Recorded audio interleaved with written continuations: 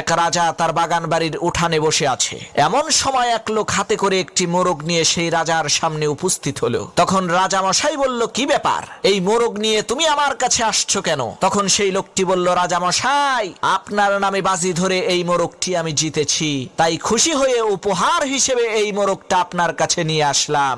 রাজা বলল, মাশাআল্লাহ, ভালোই করছো, দাও মোরগটা আমাকে দাও, আমি এটাকে ভুনা করে খাবো। 3 দিন পর আবার সেই লোকটি একটি ছাগল নিয়ে সেই রাজার দরবারে উপস্থিত হয়ে বলছে, রাজা মশাই, আপনার নামে বাজি ধরে এই ছাগলটিও আমি জিতেছি। রাজা খুশি হয়ে বলল, ও আচ্ছা, তাই নাকি, দাও, আমি এটাকে কাবাব বানিয়ে খাবো। পরের দিন সেই লোকটি অন্য আরেকজন লোককে সাথে করে নিয়ে রাজার কাছে এসেছে। তখন রাজা মশাই তাকে বলল, কি ব্যাপার, আজকে কি তুমি আমার জন্য কিছুই নিয়ে আসনি? তখন লোকটি বলল, রাজা মশাই, আজকেও এনেছি, এই যে দেখেন, এই লোকটার সাথে আপনার নামে বড় একটা ষাঁড় গরু বাজি ধরছি।